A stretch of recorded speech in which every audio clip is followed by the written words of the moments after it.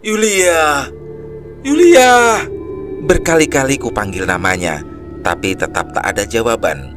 Aku serasa belum siap dengan kejadian ini. Baru saja gadis itu tersenyum menatapku, tapi kini ia menghilang bersama kabut. Badai di puncak Garuda masih berlangsung. Aku seperti orang buta yang tengah tersasar di tengah kabut. Yulia belum juga aku temukan. Tak kurasakan lelah, tapi keputusasaan mulai hinggap dalam benakku, membuat tubuhku ambruk seketika.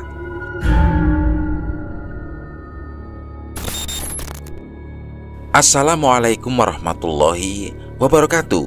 Kembali lagi bareng Bang Joy di channel Situs Misteri. Untuk kisah kali ini, Bang Joy akan meneruskan cerita dari KBM. Tulisannya Lukas Priyatno yang berjudul Pasar Setan Gunung Merapi. Dan sebelum kita lanjut ke ceritanya, tekan dulu tombol like video ini dan jangan lupa subscribe. Seperti apa untuk kisah lanjutannya? Langsung saja kita masuk ke ceritanya.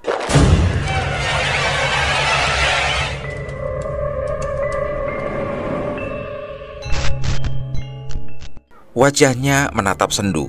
Air matanya menetes memantulkan cahaya dari matahari. Ketiga temannya merasakan kesedihan Tio, tapi mereka tidak mengetahui apa yang sebenarnya terjadi di pendakian Tio sebelumnya. Pras, salah satu teman yang paling dekat dengan Tio, terhanyut dalam kesedihan sahabatnya. Satu hembusan nafas, Pras berjalan mendekati Tio yang kini berada di puncak Garuda. Dimas dan Anton membiarkan Pras berbincang berdua dengan Tio. "Yuk, makasih ya. Lo udah berhasil bawa kita sampai di sini."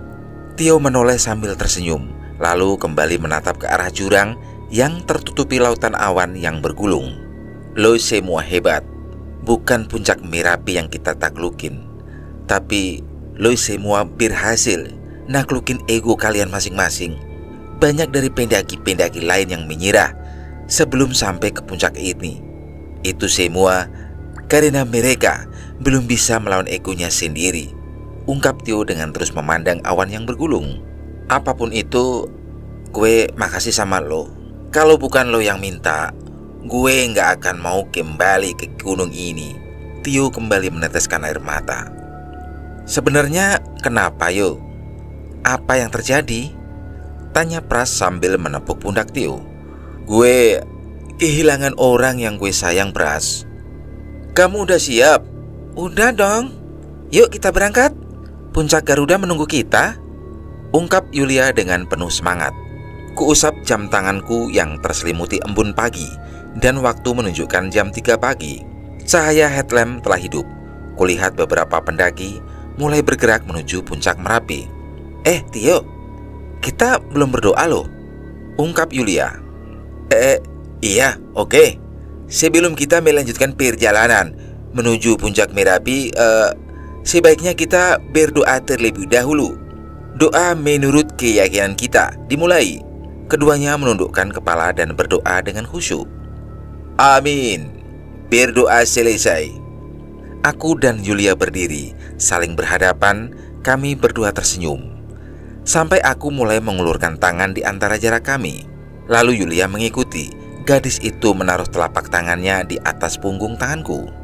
"Puncak Gunung Merapi, Bismillah!" teriakku dan juga Yulia menggema dan menghilang terbawa angin. Yulia berjalan paling depan, aku mengekor dari belakang. Gadis yang kukenal beberapa bulan lalu lewat media sosial, kini tengah berada dekat di hadapanku. Iya, aku menyukainya dan berniat untuk mengutarakan isi hatiku saat kami tiba di puncak Garuda. 15 menit berjalan, Yulia berhenti. Gadis ini berbalik badan dan menatapku lekat. Rambutnya yang panjang berombak tertiup angin. Harum tubuhnya membawa kesejukan. Aku tersenyum meski lelah. Yulia kembali berjalan. Sesaat aku mulai mendekat. 1 jam sudah kami berjalan di lereng Merapi. Hamparan awan mulai terlihat dan berada persis di bawah kaki kami. Kulihat senyum di wajah Yulia. Iya, ini pengalaman pertamanya melihat awan dari puncak tertinggi dengan mata kepalanya sendiri. Kurang dari 1 jam kemudian, kami berdua telah sampai ke puncak Merapi. Seketika Yulia bersujud, matanya berlinang hingga menetes membasahi pipinya. Tio, terima kasih ya udah bawa aku ke tempat ini. Selamat ya. Akhirnya kita berhasil sampai di titik tertinggi. Kami berdua menatap matahari yang masih malu-malu untuk muncul dari sudut cakrawala. Sinarnya menembus awan yang bergulung tepat di bawah kaki, putih seperti kapas. Kulihat beberapa pendaki lain mengabadikan momen tersebut. Begitu juga Yulia. Kami sempat berfoto-foto berdua dengan latar belakang gumpalan awan dan sinar mentari. Aku mengambil botol air yang telah berisikan kopi dan menuangkannya ke dalam gelas, kemudian memberikan kepada Yulia. Yulia meraih gelas tersebut, duduk di sampingku, kemudian menikmati sangkir kopi dengan memandang sunrise di depan mata. Setelah itu, aku berpikir inilah saatnya. Yulia, ada yang pengen ku omongin. Apa yuk? Tanyanya dengan senyuman. Jantungku berdebar. Hal ini tidak biasa bagiku. Sebenarnya aku tak percaya diri, tapi aku akan menyesal jika perasaan ini tak bisa kuutarakan padanya. Saat ini, di tempat ini, dan aku sudah menunggu saat-saat ini sudah lama. Tio, kok malah bengong? Katanya mau bilang sesuatu. Apa? Ucap Yulia membuyarkan lamunanku. Maaf, aku cuma mau bilang, kapan-kapan mau enggak kalau kita mendaki bareng lagi? Mau dong. Apalagi kalau sampai tinggal di gunung.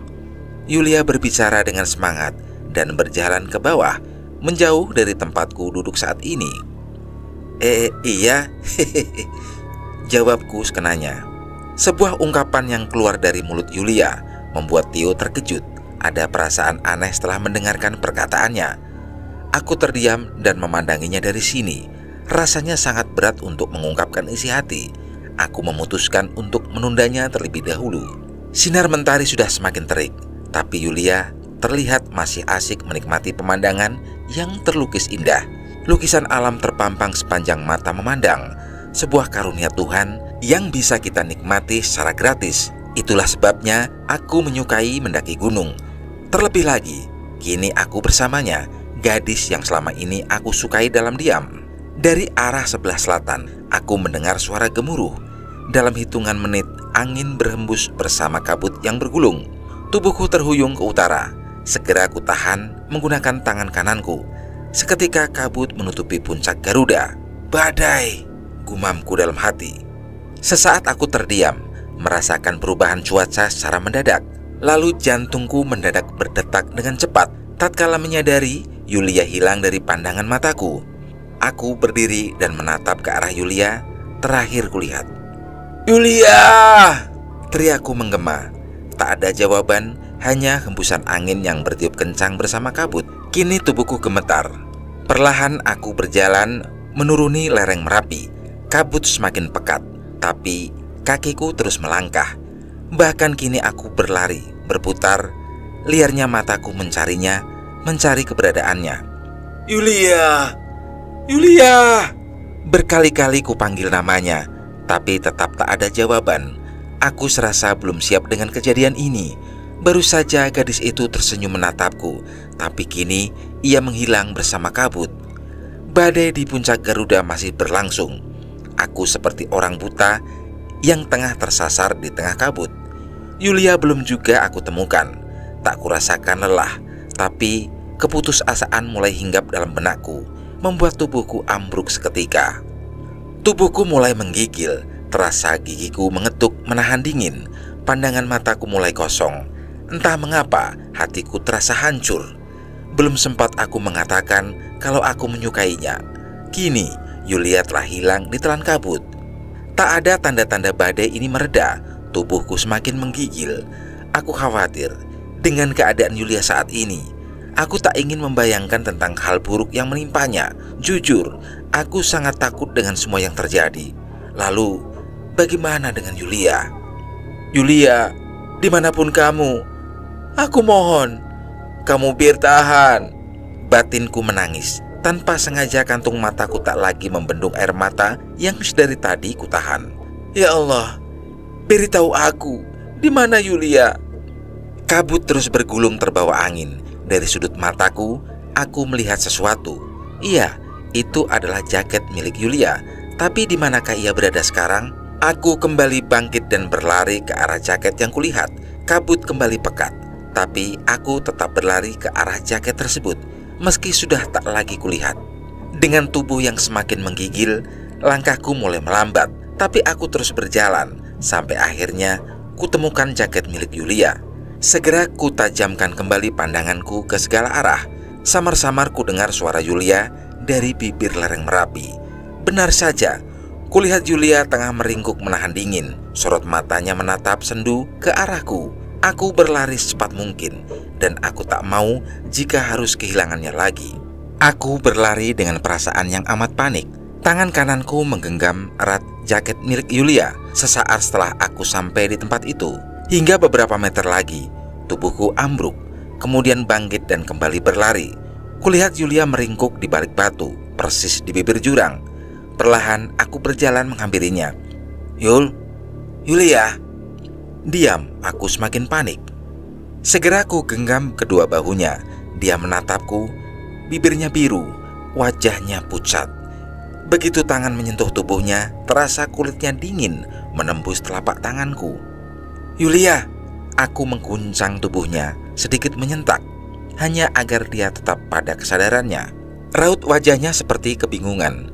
Menyadari ia terkena hipotermia, secara refleks kupakaikan jaket ke tubuhnya. Kurangkul dan kupeluk dengan erat. Tidak ada celah di antara tubuh kami. Kujaga agar tetap hangat. Yulia, bertahan. Badai tak kunjung berhenti. Kupeluk tubuhnya semakin kencang. Keadaan semakin mencekam. Aku tak tahu kapan semua ini akan berakhir. Tiba-tiba dari langit yang mulai menghitam, suara gemuruh mulai terdengar, seperti gerombolan kuda yang sedang berperang. Ku lepas pelukanku sesaat. Wajah Yulia pucat, bibirnya semakin membiru, dan matanya kini perlahan mulai terpejam. Aku panik. Segera ku ubah posisiku secepat mungkin. Kini aku bersandar pada sebuah batu yang terdapat di sisi lereng. Ku sandarkan tubuhnya di dadaku. Ku letakkan kepalanya persis di bahuku. Aku kembali memeluk Yulia dari belakang. Aku menatap langit yang semakin menghitam. Yang kutakutkan akhirnya terjadi. Hujan mulai turun. Angin bertiup semakin kencang, menampar keras pipiku. Ku peluk tubuh Yulia semakin erat. Keadaan semakin mencekam. Hujan serta badai kini ada di depan mata.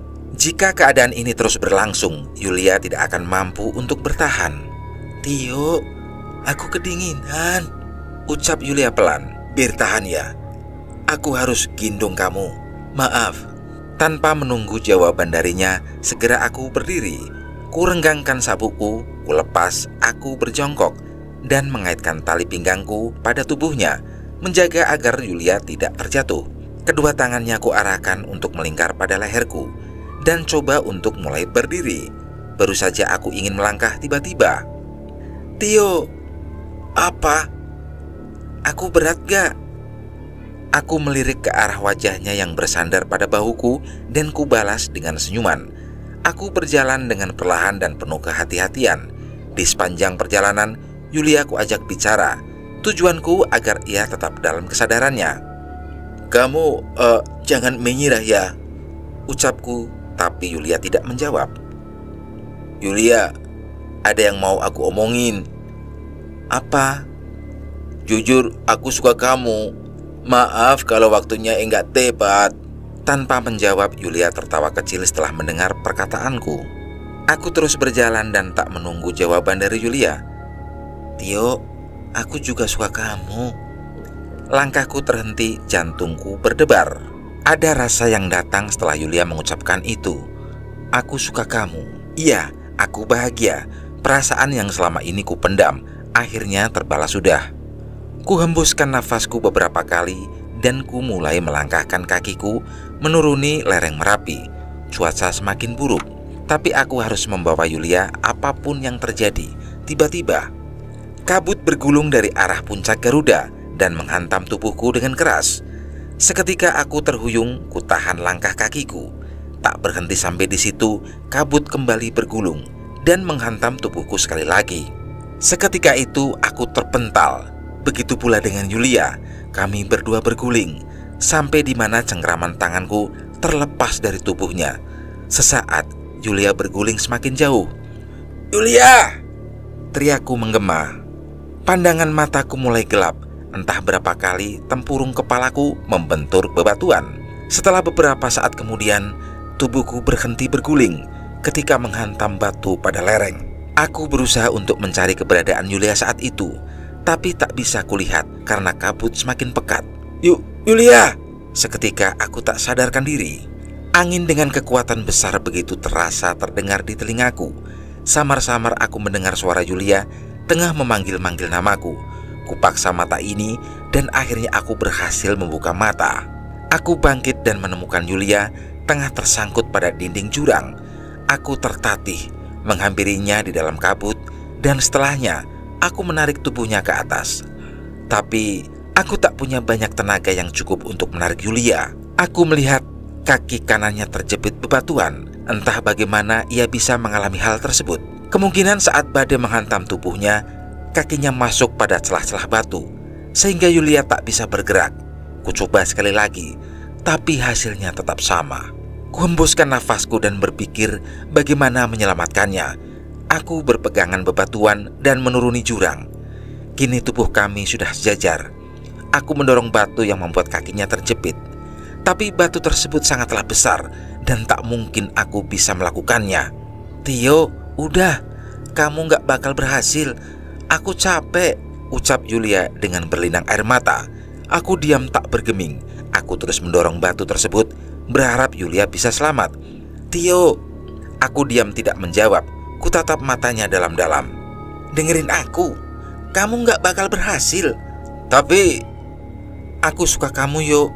Jangan lupain aku ya," ungkapnya memotong perkataanku. Matanya terpejam, tak ada gerakan apapun. Kusentuh pergelangan tangannya dan kutekan ibu jariku untuk merasakan denyut nadinya. Jantungku berdebar kencang. Sesaat tersadar, denyut nadi Yulia tak berdetak. "Yulia! Yulia!" Tiba-tiba semua nampak gelap. Aku tak tahu apa yang sebenarnya terjadi. Mengapa aku tak bisa melihat apa-apa? Samar-samar aku mendengar suara orang tengah membicarakanku. Entah dari mana suara-suara itu berasal. Sesaat kemudian mataku terbuka dengan perlahan. "Gue di mana? Yulia ke mana? Bukannya tadi gue nolong dia. Kenapa? Kenapa gue bisa ada di sini? Apa gue berhalusinasi?"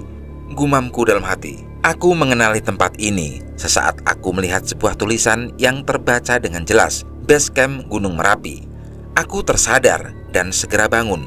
Kulihat orang-orang memandangiku dengan tatapan mata yang sama dan kucoba untuk berdiri. "Kamu mau kemana?" "Sudah, kamu istirahat dulu." Titah laki-laki yang aku ketahui adalah penjaga tempat simaksi. Tapi Pak, gimana teman saya? Dia ada di mana?" "Kamu tenang dulu.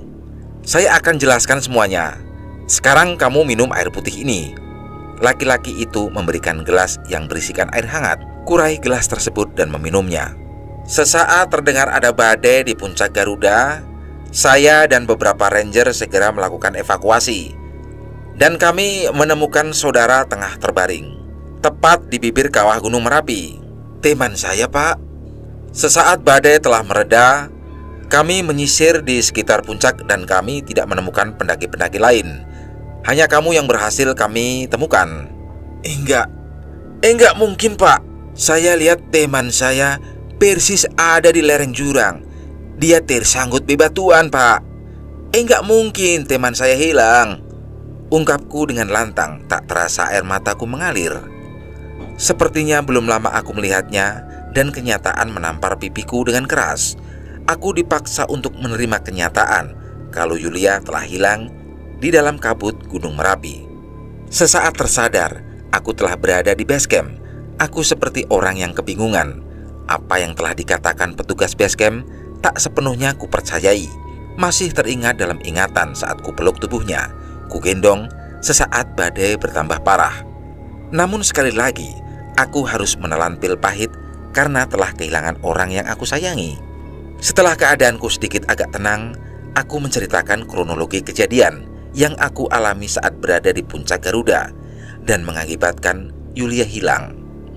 Jadi, gimana ceritanya? Tanya Pak Ilham. Kejadiannya sangat cepat, Pak. Kabut mulai menutupi puncak Garuda. Waktu itu Yulia ada di bawah saya dan cuma berjarak 5 meter dari tempat saya berdiri.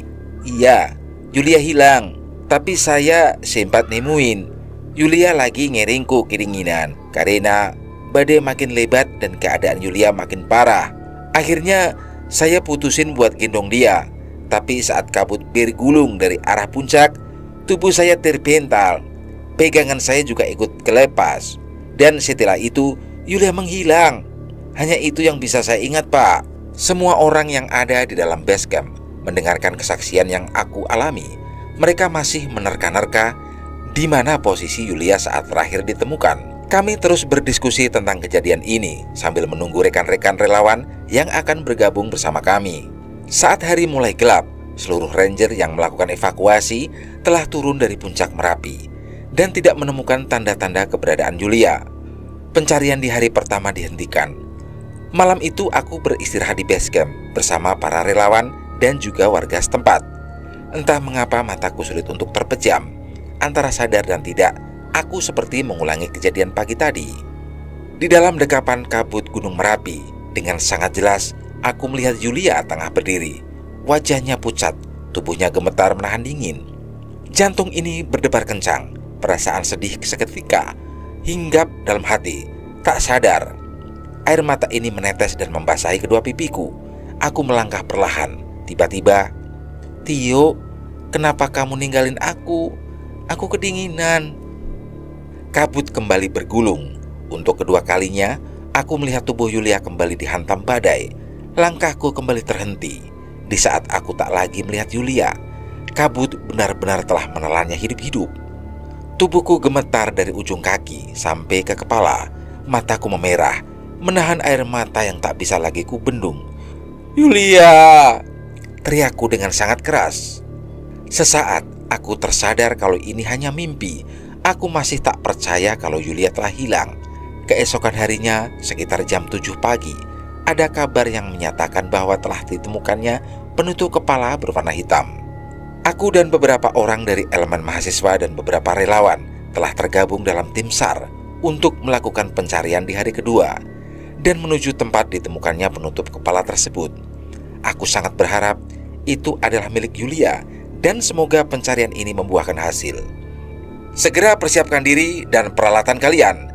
Kita mendaki kembali dan semoga pencarian kita kali ini membuahkan hasil.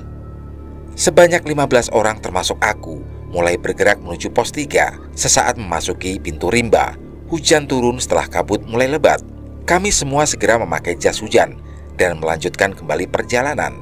Sekitar jam 3 sore, aku dan beberapa orang telah berada di pos 3 Pasar Bubrah, tempat yang dijadikan untuk saling memberi informasi dari puncak ke base camp melalui radio. Kami semua berkumpul di dalam tenda darurat dan melihat penutup kepala yang telah ditemukan oleh para relawan. Benar saja ini adalah milik Yulia. Aku menggenggam penutup kepala itu, kutempelkan ke hidung. Tercium aroma parfum yang membuatku kembali bersedih. Aku mengenali aroma ini. Iya, ini adalah milik Yulia. Aku kembali teringat saat Yulia tengah menggigil dan tengah kupeluk dengan erat. "Tio!" Seketika suara Yulia membuyarkan lamunanku. "Yulia!" gumamku dalam hati. Hujan tak menunjukkan akan reda, justru semakin turun dengan derasnya. Langit telah sepenuhnya diselimuti awan hitam. Kami semua masuk ke dalam tenda yang telah dibuat oleh tim SAR. Pencarian dihentikan sore itu dan akan dilanjutkan jam 3 dini hari. Sesaat setelah kami semua telah berada di dalam tenda, seketika itu hujan tiba-tiba saja berhenti. Sebagian relawan berkumpul di dapur darurat, membuat makanan serta minuman untuk para relawan. Makanan serta minuman telah disediakan. Kami semua menyantap hidangan tersebut guna memulihkan tenaga yang sempat terkuras. Tapi tidak denganku, nafsu makanku sudah tak ada lagi. Sesaat Yulia menghilang, kini yang aku lakukan hanya memandang ke arah puncak Merapi sambil berharap dapat kembali melihatnya dari sini. "Yulia, bertahanlah." Hari sudah semakin malam. Kami semua bergegas pergi ke tenda kami masing-masing karena pencarian akan dilakukan jam 3 dini hari. Saat aku berada di dalam tenda, entah mengapa aku tak bisa memejamkan mata. Suara semilir angin sayup-sayup terdengar dari luar tenda. Aku mendengar seseorang memanggil-manggil namaku, tapi aku tahu kalau ini hanya halusinasiku saja. Aku terbaring di dalam kantung tidurku. Ku genggam erat penutup kepala milik Yulia. Ku rapatkan mata ini agar bisa tertidur. Tapi baru saja mataku terpejam, aku kembali teringat kejadian itu dan kuputuskan untuk membuka mataku kembali. Kupandangi penutup kepala milik Yulia dan aku masih berharap gadis itu dapat ditemukan. Aku percaya kalau dia masih hidup. Tanpa terasa aku telah dibangunkan. Entah sejak kapan aku mulai tertidur. Kulihat jam tanganku tepat pukul 2 dini hari. Aku keluar dari kantung tidurku dan keluar tenda, menuju tenda darurat yang terbuat dari playset. Para relawan telah berkumpul sebelum kami berangkat menuju puncak Merapi. Kami sarapan dan packing peralatan yang akan kami bawa ke puncak. Jam 4:25 waktu Indonesia Barat, kami mulai menjejakkan kaki di trek berbatu. Udara dingin berasa memeluk tubuhku dengan sangat erat. 1 jam sudah kami semua berjalan dan puncak Garuda sudah terlihat dari tempatku berdiri saat ini. Setelah beristirahat, kami semua kembali melanjutkan perjalanan. Sampai akhirnya kami tiba di tempat ditemukannya penutup kepala milik Yulia saat matahari telah menunjukkan sinarnya. Aku kembali teringat Yulia. Ia tengah meringkuk pada batu tepat ku berdiri saat ini. "Woi, lihat ke arah jurang!" Seketika mendengar teriakan dari salah satu tim SAR, semua mata tertuju ke arah jurang yang dimaksud. Dengan jelas aku melihat jaket yang berwarna hijau terpantul oleh cahaya matahari. Aku segera bergerak. Ku cengkram bebatuan yang ada di sisi jurang dengan sangat erat. Ketika aku sampai, jaket yang kulihat tadi berubah menjadi satu batang kayu yang sudah kering. Aku dan beberapa orang relawan nampak bingung melihat keanehan ini. Kami semua saling memandang, seakan tak percaya dengan apa yang baru saja kami lihat. Jaket yang seharusnya bisa menjadi sebuah petunjuk justru membuat kami semakin bingung. Ya Allah, di mana Yulia? Tiba-tiba gumpalan awan hitam menyelimuti matahari. Seketika langit menjadi gelap. Setelahnya, angin berhembus membawa kabut, bergulung dan hujan pun turun. Kami semua memutuskan untuk terus mencari di tempat terakhir aku melihat Yulia. Tapi tak ada tanda-tanda keberadaannya. Semangat hampir pupus, tapi aku masih sangat yakin kalau Yulia masih hidup. Pencarian yang ditemani hujan lebat akhirnya dihentikan. Aku dan beberapa orang sudah kedinginan saat itu.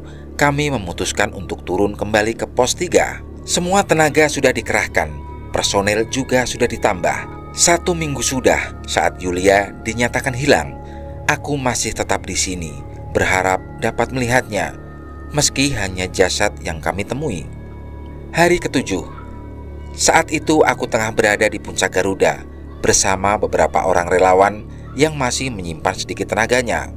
Kupandangi setiap sudut, bahkan hingga cakrawala.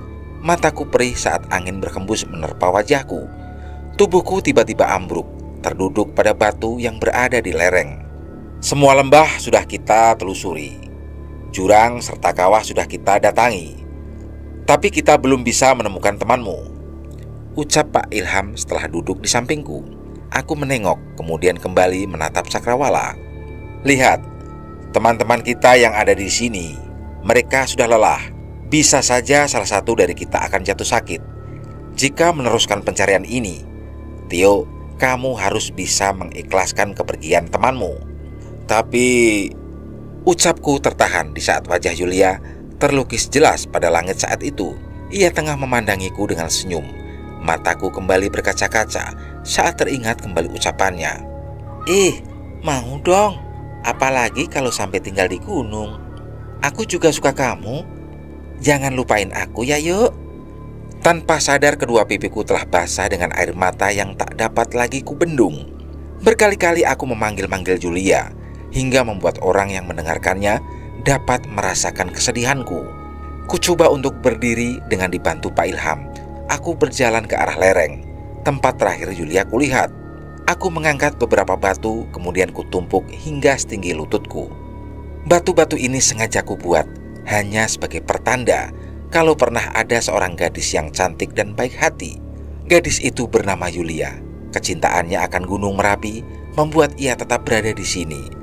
Aku berjongkok pada batu yang telah kutumpuk, kemudian mataku terpejam. Telapak tanganku menghadap ke langit.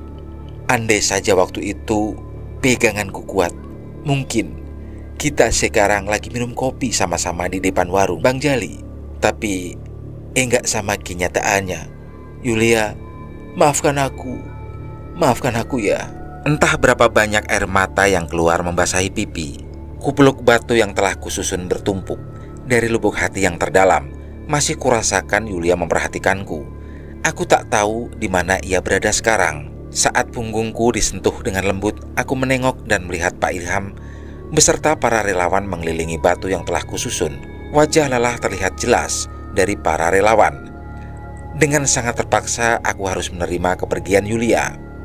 Sejatinya, titik tertinggi dari mencintai seseorang itu di saat kita sangat mencintainya dan tetap harus mengikhlaskan dalam kepergiannya. Sama sepertiku, di saat aku mencintainya dan perasaan baru tersampaikan, dan di detik ini aku harus kehilangannya. Di saat aku baru saja menggenggam perasaan yang terbalaskan, bisa bayangkan posisiku, menyakitkan. Namun, aku terpaksa untuk ikhlas karena aku mencintainya. Sebelum kita turun, mari sama-sama kita doakan Saudari Yulia, dimanapun ia berada, dan semoga ini bisa menjadi pelajaran bagi kita semua. Berdoa mulai. Kami menundukkan kepala dan berdoa untuk Yulia. Berdoa selesai. Pak Ilham mengikat kain berwarna putih pada batu yang berada paling atas. Ini akan menjadi simbol atau pengingat bagi para pendaki-pendaki lain yang akan mendaki ke Gunung Merapi, bahwasanya alam bukanlah taman bermain. Jaga kelestariannya, adab serta selalu beretika. Kain putih yang diikat Pak Ilham berkibar, dan setelahnya kami semua mulai turun menuju pos 3 Pasar Bubrah karena pencarian Yulia dihentikan. Aku benar-benar merasa kehilangan senyumannya, masih jelas terlihat dan akan kukenang selama hidupku. 1 hari kemudian aku pulang ke Jakarta dengan perasaan yang tertinggal di puncak Garuda. Aku harus menerima kenyataan kalau Yulia telah hilang di puncak Merapi. Namanya Yulia, tepat di sini Pras. Gue lihat gadis itu untuk terakhir kalinya. Tio menceritakan kejadian yang terjadi beberapa tahun silam. Anton dan Dimas menyusul naik. Mereka membiarkan Tio termenung. Pras yang mendengarkan kejadian tersebut memberikan kode pada kedua sahabatnya untuk membiarkan Tio sementara sendiri di tempat ini. Dimas, Anton, dan Pras tengah berada di puncak Garuda. Mereka berfoto untuk mengabadikan keberhasilannya. Tio yang tadi terlihat murung, kini telah sedikit tersenyum. Matahari dengan gagah menunjukkan sinarnya. Asap belerang yang mengepul dari kawah membuat dada terasa sesak. Kami memutuskan untuk segera turun dan kembali menuju pos 3. Namun sebelum itu, Tio menumpuk batu setinggi lutut. Tio berlutut, kepalanya menunduk dengan mata yang terpejam. Ketiga temannya memeluk tubuh Tio dan turut berdoa. Setelah itu, mereka mulai turun perlahan, meninggalkan puncak Garuda. Di tengah-tengah perjalanan, angin bertiup kencang. Tak lama kemudian, kabut menutupi jarak pandang. Kita kudu cepet kayaknya. Bentar lagi bakal turun hujan, teriak Tio dari arah belakang.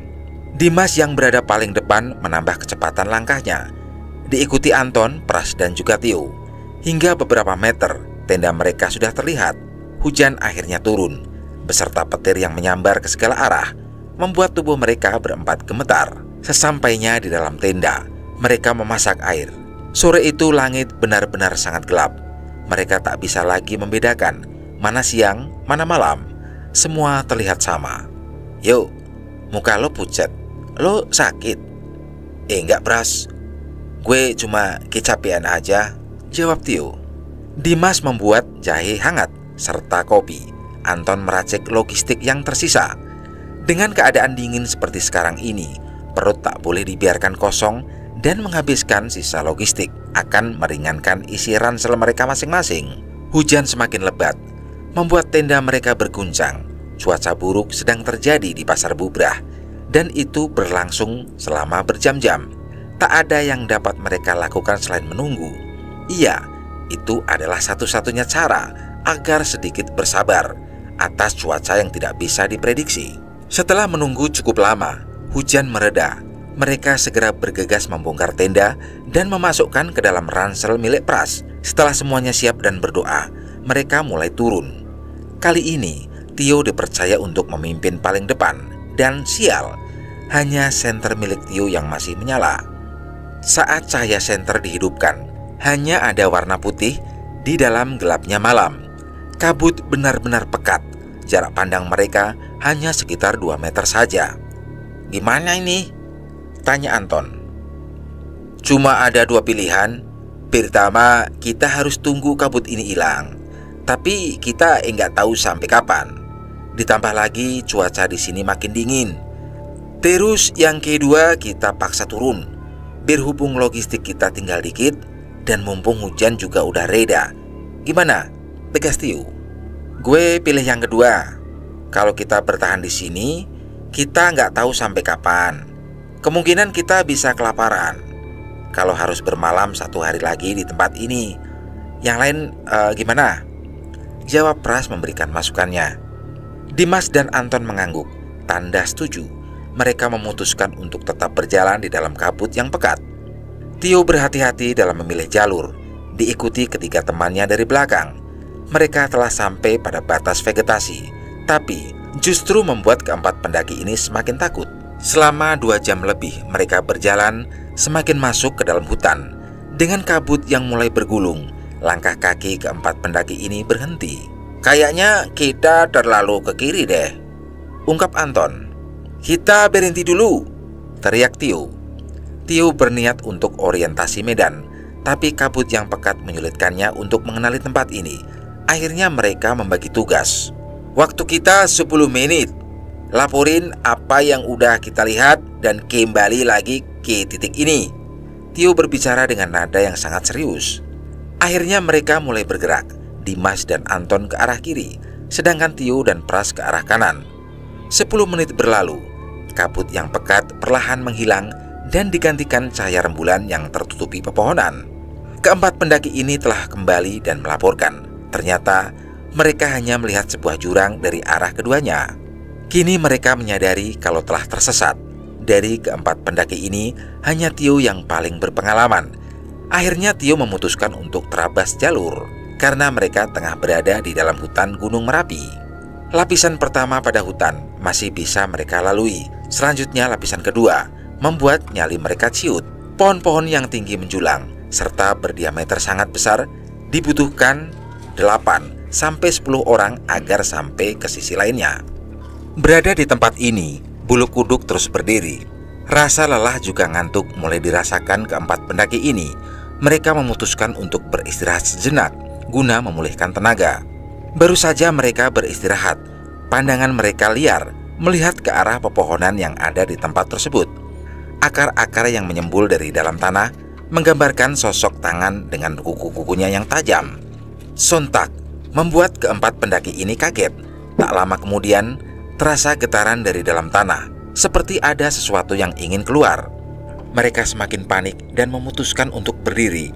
Detak jantung terasa cepat. Entah apa yang akan terjadi kali ini. Seketika mata mereka terbelalak di saat tangan-tangan yang dipenuhi oleh luka mulai keluar dari dalam tanah. "Tolong kasih tahu gue, apa yang gue lihat ini nggak nyata," ucap Anton gemetar. Tanpa aba-aba, keempat pendaki itu berlari. Dimulai dari Anton, Dimas, Pras, dan Tio. Mereka berlari ke arah lembah. Tangan-tangan tersebut seperti mengikuti dan terus muncul dari dalam tanah sampai mereka berjarak. Hingga akhirnya penampakan sosok tangan tersebut tak lagi terlihat. "Woi, kalian di mana?" teriak Tio dari arah belakang. Anton yang berada paling depan berhenti setelah mendengar suara Tio. "Jalan terus aja, gue ada di depan lo," teriak Anton memberitahukan posisinya. Dalam gelap, Anton kembali berjalan dengan jalur sedikit menanjak. Akhirnya laki-laki ini telah sampai pada sebuah punggungan setelah berhasil terabas jalur. "Hei, di sini ada patok," teriak Anton. "Tunggu, jangan kemana-mana," sahut Tio. Mereka berteriak dan terus dilakukan agar dapat mengetahui posisinya masing-masing. Anton memperhatikan patok atau tanda yang ia temui di tempat tersebut. Patok yang terbuat dari batu dan diberi warna putih. Di tengah-tengah patok tersebut terdapat tulisan yang kurang jelas untuk dibaca. Anton berjongkok persis di depan patok tersebut. Ia mengambil senter dari sisi tas ranselnya dan senter tersebut diketuk-ketuk ke tangan. Siapa sangka senter itu kembali menyala. Namun, saat Anton berniat untuk membaca tulisan yang ada pada tanda tersebut dan mengarahkan senter itu ke arah patok, tiba-tiba, "Hah? Hilang? Mana?" Seketika tubuh Anton ambruk, matanya melotot, jantungnya berdetak cepat dengan nafas yang tidak beraturan. Tanda yang baru saja ia lihat dengan mata telanjang tiba-tiba hilang di depan mata. Tak lama kemudian, Dimas, Pras, dan Tio telah berhasil sampai di tempat Anton yang tengah terduduk. Wajahnya sedikit pucat, tatapan matanya seakan memiliki arti, tapi hanya dialah yang mengetahuinya. Angin bertiup kencang menerpa tubuh mereka. Tempat ini benar-benar membuat keempat pendaki ini merinding ketakutan. Entah sampai kapan peristiwa yang tidak masuk akal akan berlangsung. Tapi mereka tetap berjalan dan mengikuti Anton yang berjalan paling depan. "Mana patoknya?" tanya Tio. Anton menengok ke arah Tio, lalu, "Sumpah, tadi gue lihat di sini." Tangannya menunjuk ke sudut, persis di tempat ia duduk saat ini. Anton kembali menatap ke arah patok yang sempat ia lihat. Entah bagaimana caranya, benda itu bisa hilang dengan sekejap mata. Mendapat kejadian yang menurutnya tak masuk akal ini, ia merasa telah dipermainkan. Sedangkan ketiga temannya mencari patok yang Anton maksudkan, tapi hasilnya nihil. Mereka merasa Anton tengah berhalusinasi. Malam itu, kami semua memutuskan untuk bermalam di tempat ini. Pras membongkar tenda. Udara di tempat ini sangat dingin. Mereka harus tetap makan dengan sisa logistik yang semakin menipis. Hanya tersisa sayur kol, tomat, garam, dan beberapa cabai. Cuaca memang cerah, tapi sangat dingin. Berbeda saat mereka berada di pos 3 dengan hujan yang lebat. Di tempat ini tubuh mereka menggigil. Mereka memutuskan untuk saling memeluk agar tubuh tetap hangat. Semilir angin berhembus pelan, bersamaan dengan bergulungnya kabut yang menyelimuti tubuh keempat pendaki ini. Mereka menggigil menahan dingin. Hipotermia bisa kapan saja menyerang, dan juga kematian. Malam yang cukup panjang. Mereka tak ada yang bisa tidur dengan nyenyak. Udara yang semakin dingin membuat tubuh mereka kaku. Belum lagi terdengar dari arah semak-semak seperti seseorang yang sedang berjalan. Suara tersebut terasa dekat dengan mereka, tapi tak ada yang tahu sosok apa yang sedang memperhatikan mereka. Malam yang amat menakutkan. Pada keesokan harinya, mereka berempat bangun lebih pagi, packing peralatan dan bergegas mencari jalan agar dapat cepat-cepat keluar dari hutan ini. Stok makanan mereka telah habis, yang tersisa hanya beberapa cabai dan sedikit garam. Baru pagi ini, mereka bisa dengan jelas orientasi medan yang akan dilalui dan posisi mereka tengah berada di lapisan kedua dari hutan Gunung Merapi. Tapi ini belum seberapa. Semakin dalam mereka membelah jalur, dan mereka telah sampai pada bagian hutan yang paling lebat. Semak belukar, mereka harus merambat, merayap, dan harus bergerak di dalam semak belukar yang dipenuhi pohon berduri.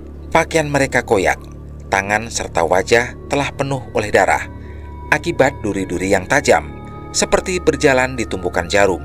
Keempat pendaki ini terus bergerak dengan rasa sakit yang tertahan. Dari tempat mereka berdiri, terlihat jalur air dengan arus yang cukup deras. "Lihat, ada air. Kalau kita ikutin jalurnya, kita pasti sampai ke bawah," ucap Anton dengan semangat. Saat itu, pemikiran mereka berempat sama. Air tidak akan mengalir naik, justru air akan mengalir turun, dan mereka bisa selamat. Dengan keyakinan akan selamat dari tempat ini, mereka mengikuti arus air dengan cara berjalan ke tepi. Senyum terlihat dari keempat pendaki tersebut. Akan tetapi, pilihan untuk mengikuti arus air merupakan pilihan yang salah. Mereka berempat berhenti. Jalur mereka terputus. Kini jurang sedalam 10 meter telah berada di hadapan mereka. Tiba-tiba, semua menengok ke arah belakang. "Tio!" teriak ketiganya serempak. Tio meluncur dengan cepat ke arah jurang. Seketika, Tio hilang ke dalam cerukan setinggi 10 meter. "Pras! Tio! Gimana ini?" teriak Dimas. "Jalan satu-satunya cuma nurunin jurang ini." Dimas tanpa ekspresi. "Tapi gimana caranya?" tanya Anton. Lihat air terjun itu," Di bawah sana. Airnya pasti dalam. Kita harus loncat dan nolong Tio. Pras berbicara sambil menatap ke arah air terjun. Ketiga pendaki itu mematung. Setelahnya, mereka saling menatap dan akhirnya melompat. Ah!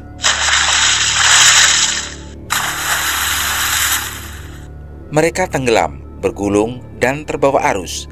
Sesaat tubuh mereka kembali muncul ke permukaan dan berenang ke arah tepi. Dimas, Anton, dan Pras melihat Tio dengan tubuh yang tergeletak di sisi sungai. Tio! Tio! Diam tak bergerak. Mereka segera berlari dan berpikir kalau Tio sudah mati. Tio tergeletak, kepalanya mengeluarkan banyak darah. Tangan yang tersayat duri terlihat berwarna putih. Jelas, warna putih itu adalah lapisan kulit pertama yang sobek. Anton yang sedikit memahami tentang medis segera melakukan gerakan memompa pada bagian dada dan memukul-mukul dengan menyesuaikan detak jantung. Tak lama setelah itu, Tio batuk. Air keluar dari dalam mulutnya dan Tio sadar. Yo, lo baik-baik saja kan? Apa lo bisa jalan? Gue nggak bisa, Pras. Kayaknya tulang belakang gue patah. Tio meringis menahan sakit. Dimas, Anton, dan Pras dihadapkan oleh keputusan yang cukup sulit. Jika Tio tetap berada di sini, kemungkinan dia tidak akan bertahan lama. Tapi jika Tio diangkat, khawatir luka dalam yang dideritanya justru semakin parah. Tas ransel milik Pras yang berisikan tenda terlepas di saat tubuhnya tergulung derasnya arus sungai. Dimas dan Anton bergerak mengambil beberapa batang kayu yang cukup panjang. Mereka berdua berniat untuk membuat bivak untuk mereka bermalam di tempat ini. Karena hari mulai gelap, Pras membiarkan Tio terus berbaring di tepian sungai dengan kedua belah kaki yang digunakan untuk menyangga kepala Tio agar tetap sejajar dengan tubuhnya. Setelah bivak selesai dibuat, tubuh Tio diangkat dengan perlahan dan dibaringkan ke dalam bivak tersebut. Malam yang dingin kembali menyelimuti tempat ini. Hari yang cukup panjang dan sangat melelahkan. Anton memeriksa tas ransel miliknya. Ia mencari makanan yang mungkin saja terselip di dalam tasnya. Tapi Anton hanya menemukan 2 buah cabai dan garam. Anton menghembuskan nafasnya dengan berat, dengan kedua bahu yang turun dan wajah yang lesu. Membayangkan malam ini mereka semua akan kelaparan. Cuma tinggal ini doang. Dimas dan Pras yang melihat hal itu hanya bisa diam. Setelahnya, mereka memakan 2 buah cabai dan cocol garam hanya untuk menambah rasa, dan yang terpenting perut mereka terisi. Malam yang dingin dengan perut keroncongan membuat tubuh mereka menggigil. Keempat pendaki ini saling merapatkan tubuh agar terhindar dari hipotermia yang akan menyerang mereka kapan saja. Entah sejak kapan mereka tertidur. Dari arah seberang sungai terdengar suara lolongan anjing. Pras yang mendengar seketika terbangun. Dengan mata terbelalak dan tubuh gemetar, Pras melihat sepasang mata yang berwarna kuning sedang memperhatikan mereka berempat dari seberang sungai. Sial, dari kapan binatang itu ada di sini? Ucap Pras gemetar.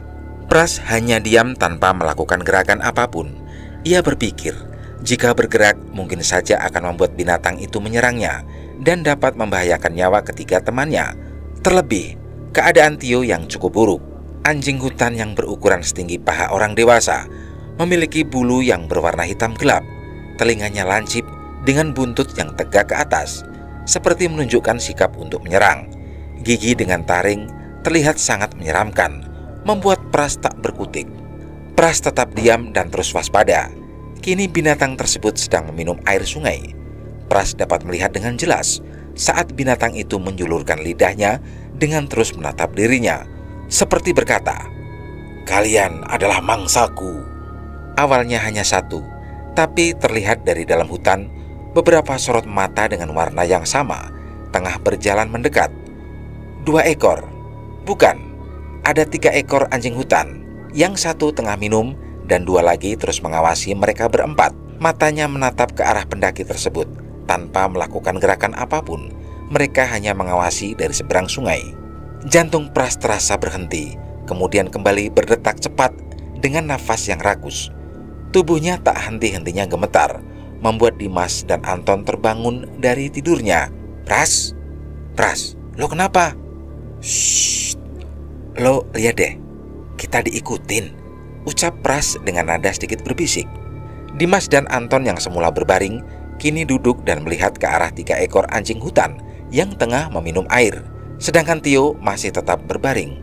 Bangsat!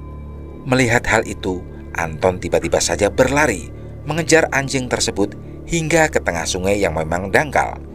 Mengambil batu dan melemparkannya ke arah anjing hutan tersebut berkali-kali. 2 ekor anjing berhasil dibuat kabur oleh Anton. Tersisa 1 ekor yang memiliki bulu hitam legam. Ia masih berdiri dan mengeluarkan taringnya serta mengeram ke arah Anton. Perlahan, Anton kembali mengambil batu dari sungai, mencari yang seukuran kepalan tangannya. Kedua belah matanya tak berkedip dan terus menatap ke arah binatang tersebut. Anton tetap waspada jika tiba-tiba binatang itu hendak menyerang. Setelah batu itu didapat, ia menggenggamnya, kemudian kembali berdiri. Anton menarik nafasnya dalam-dalam dan Ya, bes! Anton berteriak dengan keras bersamaan dengan batu yang ia lempar ke arah binatang tersebut. Lelaki ini tak menyangka lemparannya tepat mengenai bagian perut dari anjing hutan tersebut. Apa yang dilakukan Anton membuat binatang tersebut pergi dan masuk kembali ke dalam hutan, hilang di dalam gelap. Kini yang tersisa hanya lolongan, hingga membuat tubuhnya gemetar ketakutan. Lelaki ini menatap ke arah hutan yang tertutupi kabut tipis. Matanya terbelalak dan terus memperhatikan ke arah binatang itu pergi, dan kedua belah tangan yang terus mengepal. Lolongan anjing itu masih saja terdengar. Mereka masih di sana. Tapi hal itu tidak membuat seorang mahasiswa Fakultas Kedokteran ini mundur sedikit pun. Anton tetap berdiri dengan mata yang terus waspada. Sampai saat suara lolongan anjing itu menghilang, ia baru dapat merasa lega. Anton kemudian berbalik badan dan berjalan perlahan ke arah bivak sambil berteriak, "Kita jangan kelihatan lemah di depan mereka. Kalau enggak, bisa-bisa kita menjadi mangsa mereka." Suara Anton menggema di dalam lembah. Pras dan Dimas terus menatap ke arah Anton yang sedang berjalan. Tiba-tiba, Pras melihat sepasang mata berwarna kuning yang muncul dari dalam hutan. Bulu kuduknya berdiri, detak jantungnya bertambah cepat. Ini bukan soal hantu, tapi sosok anjing berwarna hitam legam dengan mulut menganga. Tiba-tiba saja keluar dari gelapnya hutan Gunung Merapi. Anton, lari! Teriak Pras. Siapa sangka anjing hutan yang sempat pergi kini tengah berlari ke arah Anton yang sedang lengah. Secara cepat, anjing itu melompat, menerkam, serta mencabik-cabik pakaian yang ia kenakan. Kini hanya terdengar geraman dan suara Anton yang kesakitan. Pras dan Dimas terbelalak melihat temannya tengah mendapatkan serangan anjing hutan yang lapar. Melihat hal itu, mereka berdua berlari, mengambil apa saja yang bisa digunakan untuk mengusir binatang tersebut.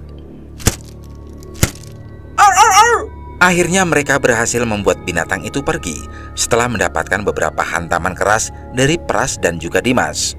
Saat itu Anton pingsan, pakaiannya koyak, kedua lengannya sobek dan darah mengalir di sekujur tubuhnya. Anton mendapat luka cakaran dan gigitan yang cukup serius. Pras dan Dimas harus menggotong tubuh Anton, membawanya kembali ke dalam bivak yang terbuat dari kayu dan dedaunan yang telah mereka buat. Dimas membersihkan darah yang terdapat pada lengan dan tubuh Anton. Pras sangat syok melihat peristiwa yang dialami persis di depan matanya. Tubuhnya masih saja gemetar dengan raut wajah yang tampak tegang. Malam kedua yang sangat menakutkan membuat Dimas dan juga Pras memilih untuk tidak tidur. Mereka takut apabila binatang tersebut kembali datang di saat mereka kembali terlelap. Tengah malam, entah sejak kapan Dimas dan Pras tertidur, sampai akhirnya Dimas terbangun saat ia merasakan dadanya amat sesak. Ketika kedua matanya terbuka, laki-laki ini terkejut melihat seekor ular yang berukuran sangat besar tengah berusaha untuk melilit tubuhnya. Dengan refleks, Dimas teriak, kemudian berguling. Tangan kanan yang belum sempat terkunci berhasil mencekik kepala ular tersebut. Terjadi perkelahian antara Dimas dan seekor ular besar. Akhirnya teriakan Dimas dapat membangunkan Pras. Seketika itu, Pras segera bangkit. Matanya mencari sesuatu yang dapat ia jadikan sebagai senjata. Terlihat belati yang menyembul dari celana milik Tio. Tak pakai pikir panjang, Pras mengambil belati itu kemudian berlari ke arah Dimas. Sesampainya di sana, Pras mencengkram kepala ular tersebut menggunakan tangan kirinya. Setelah itu diinjak dan dipotong dengan cepat. Pras melempar sisa kepala ular yang telah ia potong dan membantu Dimas untuk dapat terlepas dari lilitan ular tersebut. Karena ular salah satu hewan yang tetap hidup meski sudah tak lagi memiliki kepala untuk beberapa saat. Laki-laki ini menarik tubuh hewan tersebut sampai akhirnya Dimas dapat terlepas dari maut. Tenaga Pras sangat terkuras habis. Tubuhnya tergeletak menghadap ke arah langit yang disinari cahaya rembulan. Dadanya naik turun dengan nafas yang tak beraturan. "Lo baik-baik saja kan, Dim?" "Gue gak apa-apa kok," jawab Dimas. Kemudian mereka berdua kembali bangkit dan berjalan dengan langkah terseok-seok. Telat sedikit saja, nyawa Dimas bisa melayang karena lilitan ular tersebut. Saat mereka ingin kembali ke arah bivak, dari arah lembah di seberang sungai, mereka berdua mendengar suara wanita. Awalnya terdengar amat jauh, tapi semakin lama suara tersebut semakin dekat. Suara wanita yang sedang menangis. Tapi saat suara itu sangat dekat, tiba-tiba saja berubah menjadi tawa. Tawa mengejek, tawa yang membuat bulu kuduk berdiri, juga lutut gemetar. Dimas dan Pras hanya bisa terdiam, saling menatap dengan penuh ketakutan. "Lo denger?" Iya, gue dengar," jawab Pras gemetar.